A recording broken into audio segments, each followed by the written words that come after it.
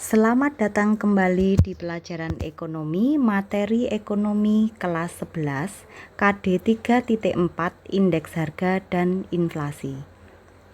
Apakah kalian semua menyadari jika harga-harga barang di sekeliling kita mengalami kenaikan maupun penurunan?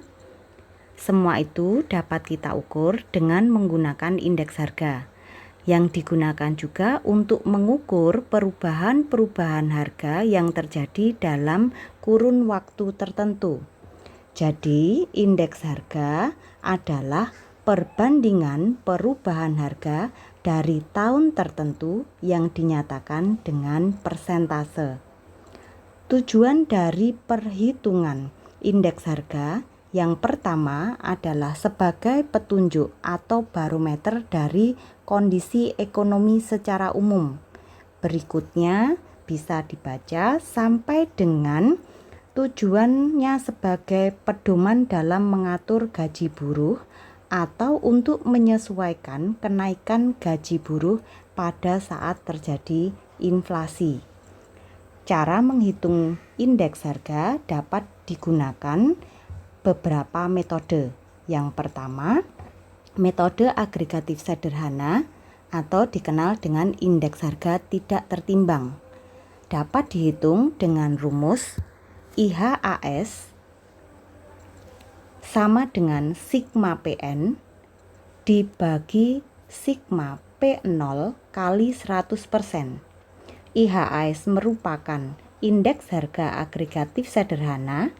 Sigma PN merupakan jumlah dari P atau price atau harga barang pada tahun yang diamati atau tahun yang ditanyakan. Sedangkan sigma P0 merupakan jumlah harga barang pada tahun dasar kali 100%.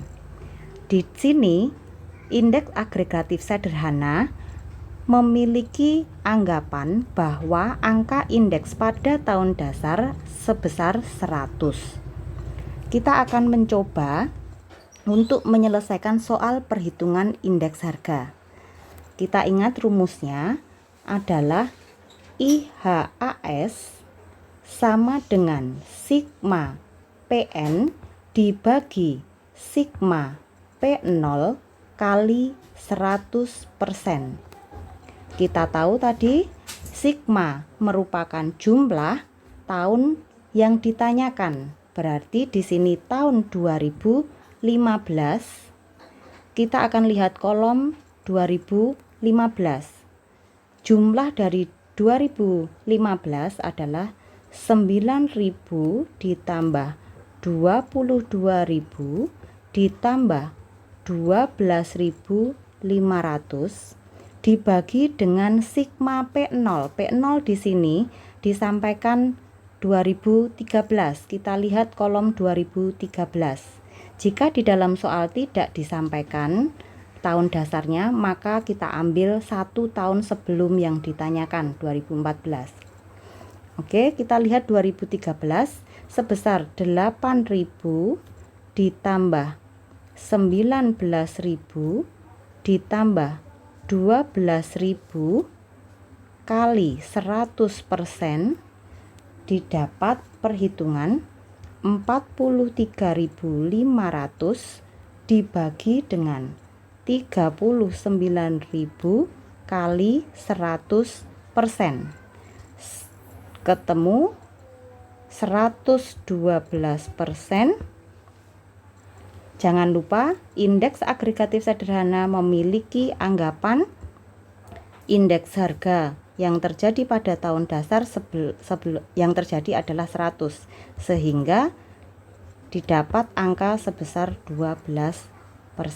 Di sini dikatakan bahwa inflasi yang terjadi termasuk inflasi sedang. Begitu. Berikutnya, indeks harga dapat dihitung menggunakan metode agregatif atau indeks harga tertimbang. Nah, di sini ada dua, yaitu indeks less payers dan indeks PASE. Indeks less payers dapat dihitung dengan menggunakan rumus IL sama dengan sigma PN kali Q0 dibagi dengan sigma P0 kali Q0 kali 100%.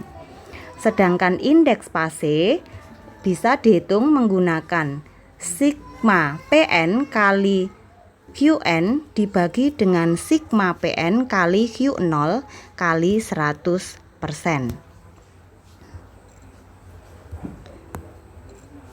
Berikutnya, kita akan belajar tentang inflasi.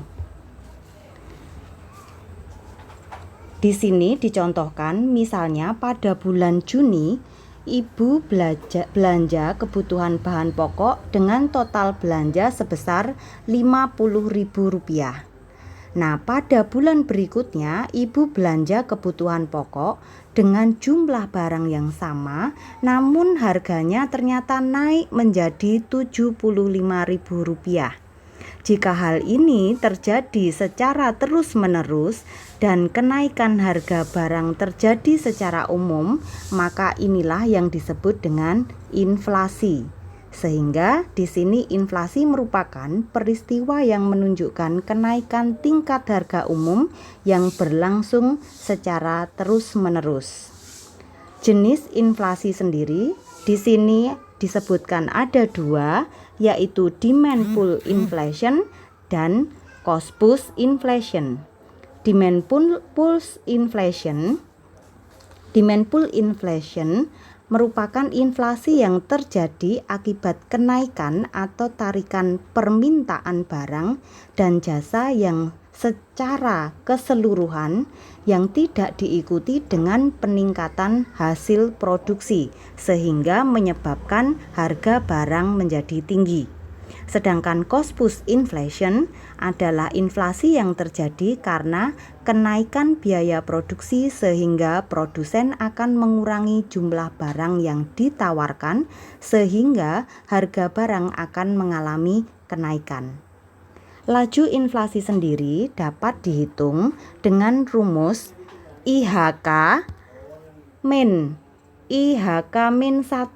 IHK merupakan indeks harga konsumen pada tahun tertentu, yaitu tahun yang ditanyakan, dikurangi dengan indeks harga pada 1 tahun sebelum atau 1 periode sebelum dibagi dengan indeks harga pada tahun sebelumnya kali 100%.